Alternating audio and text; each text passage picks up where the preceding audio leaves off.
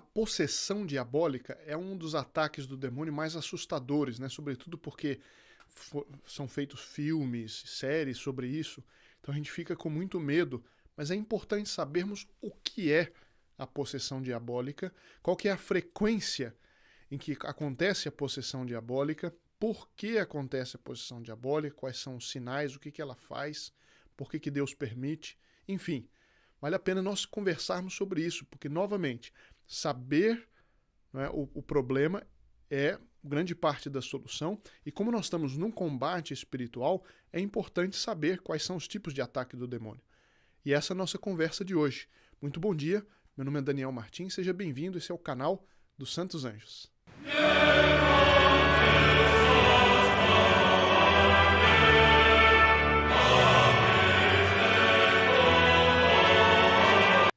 E a primeira coisa que nós temos que fazer, né, quando a gente fala de possessão, é esquecer a imagem que a gente tem na cabeça de filmes.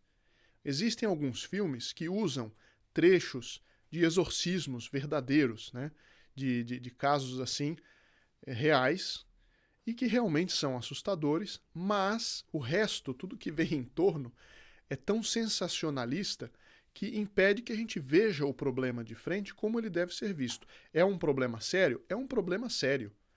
Não é um problema de televisão, de causar sensação. Não, é um problema sério, mas nós devemos ver de frente, mesmo porque muito mais do que medo da possessão, mas muito mais, nós temos que ter medo do pecado, porque o demônio ele pode pintar e bordar. Se ele não consegue nos fazer pecar, ele sempre perde. Né?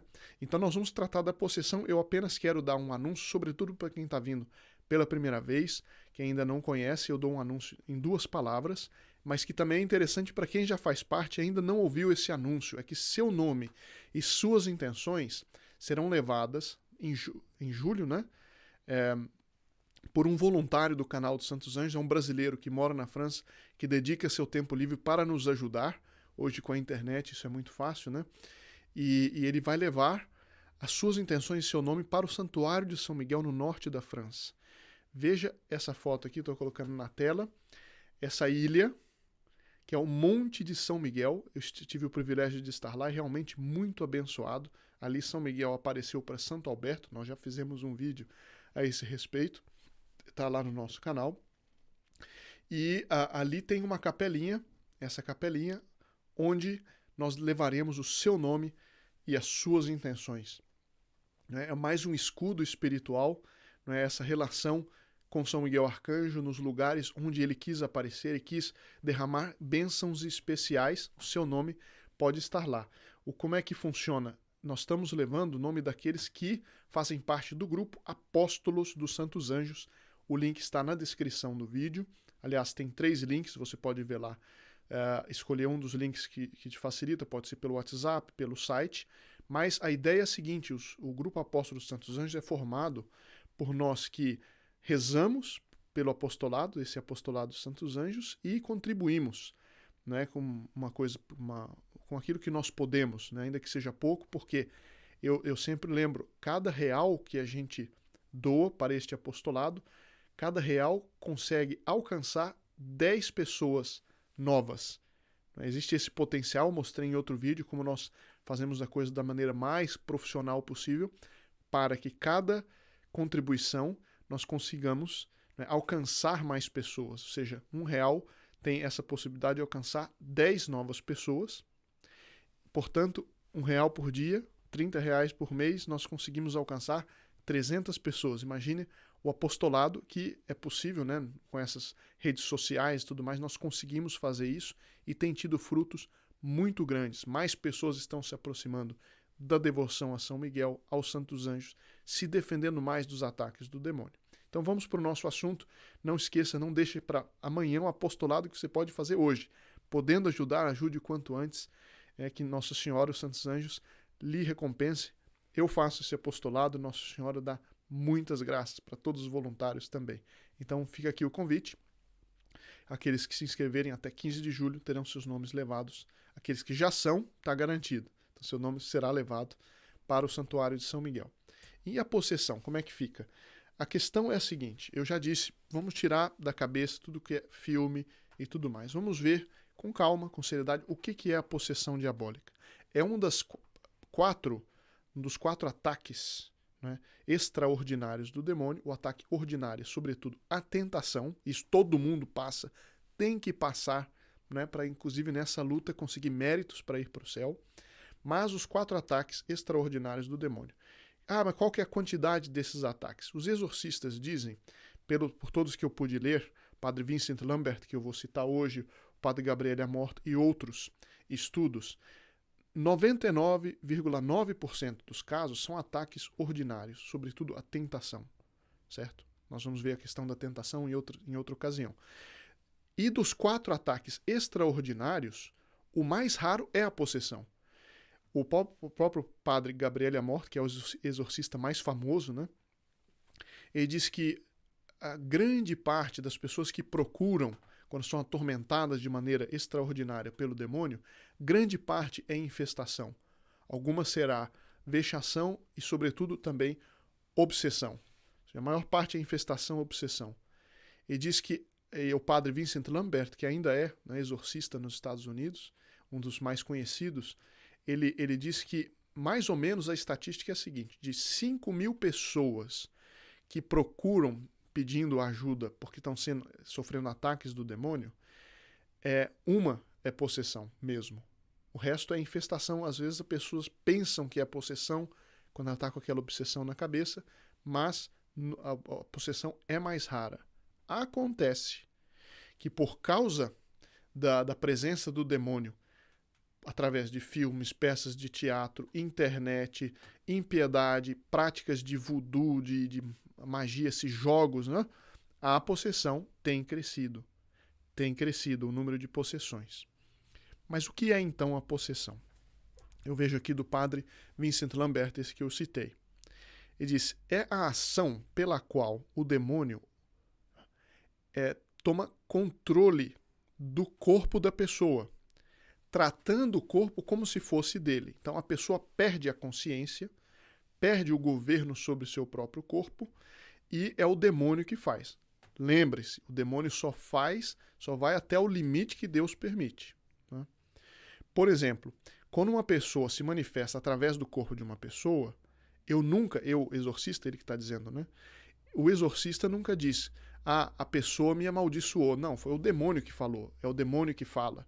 O demônio toma vozes. Eu contei aqui no canal um exorcismo que eu vi, que eu assisti, e a pessoa, com vozes horrorosas, asquerosas, que não são a voz da pessoa. Eu também vou mostrar agora os sinais da possessão. Quando alguém está possuído, a pessoa, o espírito maligno que move a língua da pessoa para falar, as pernas e os pés para andar, as mãos para escrever, etc. Então ali a pessoa, ela não tem culpa direta sobre os atos que acontecem durante a possessão, porque ela está inconsciente. Quais são os 4 sinais? Né? Tradicionalmente, a Santa Igreja considera 4 dos sinais de possessão.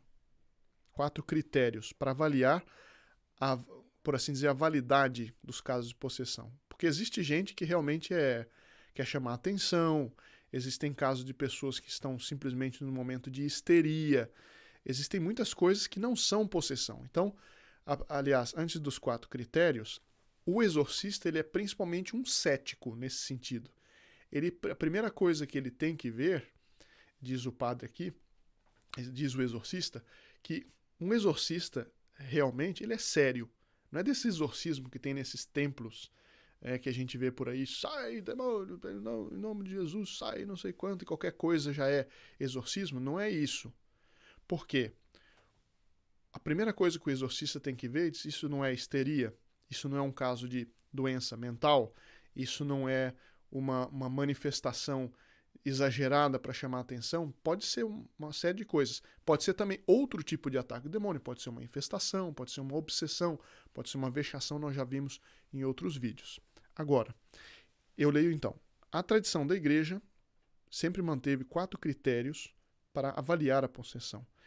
Os 4 critérios são, primeiro, quando o possesso tem a habilidade de falar e entender línguas que são completamente desconhecidas do indivíduo. Às vezes o possesso começa a falar latim, grego antigo, né, aramaico, sem nunca ter estudado, sem nunca ter sabido. É um dos critérios que muitas vezes acontece. 2. Exibir uma força sobre-humana além da capacidade normal do indivíduo. Lembra o exorcismo que eu contei? Um menino de 16 anos deu um chute numa mesa de granito, espatifou a mesa de granito. Isso um menino de 16 anos não pode. Precisou 10 pessoas para segurá-lo. 3. Terceiro critério. Ter uma percepção elevada e um conhecimento que normalmente a pessoa não teria. Então, por exemplo, o possesso começa a falar dos pecados ocultos das pessoas que estão em volta. Por isso, não adianta querer participar de exorcismo assim como quem é um turista, né? Eu quero ver exorcismo porque deve ser, tem adrenalina. Faz isso, o demônio ridiculiza a pessoa porque ele tem conhecimento de coisas que os outros não têm. E é dos critérios para saber se é realmente uma possessão ou se é uma invenção. E quarto critério, uma resistência muito forte a qualquer coisa que tenha um caráter sagrado. Um exorcismo que eu assisti, as relíquias dos santos eram colocadas assim junto ao corpo do possesso, sem que ele visse, né? Alguém chegava por detrás, mas o possesso pulava. E veja que eu estou dizendo, o possesso, não a pessoa. Claro que é o corpo da pessoa, mas é o demônio ali tomando conta do corpo da pessoa que pulava e a gente via a beleza, né, o poder dos sacramentais, da medalha milagrosa, da medalha de São Bento, da água benta, do sal bento, do óleo bento, que nós já falamos também em outras ocasiões. Existem também outros sintomas, não é, que a gente pode perceber se a pessoa realmente, né, está ali acontecendo uma possessão diabólica, que são sintomas que muitas vezes se verificam. Um deles são, diz esse exorcista, o padre Vincent Lambert, contorções corporais, né, pelos quais o demônio se revela, como, por exemplo, a pessoa se arquear, mas não para frente, que seria o normal, mas pelas costas. Então a pessoa se dobra para trás de maneira que não é natural. Depois, a mudança na voz da pessoa, e que fica muito mais soturna, cavernosa, e muito mais alta do que o normal, de maneira a inspirar medo. Depois, uma mudança na aparência física, como, por exemplo, espumando pela boca, os olhos girando. Ah, mas isso é assustador demais. Assustador é o pecado que leva a isso, certo? Assustador é essa quantidade de aborto que nós temos aí, né? Que vem pessoas andando na rua que fizeram 3, 4, 5 abortos. Isso é assustador. Isso é que a gente tem que fugir. Mas isso aqui, apesar de, eu concordo, tem o seu lado assustador, mas precisamos saber para nos defender. Porque quando a gente vê o tamanho, a profundidade do buraco, a gente tem mais medo de cair, né? Então é um ato de misericórdia a gente também tratar dessas coisas. Bom, odores horríveis que o demônio deixa para trás, né? O demônio, ele gosta da vulgaridade, da sujeira, ele deixa para trás, ele espalha no lugar onde está tendo possessão, por vezes, nem sempre, né? Odores muito desagradáveis. Essa aqui eu não sabia, olha. Mudança de temperatura na sala, né, pela qual ela fica muito fria, demonstrando a distância de Deus.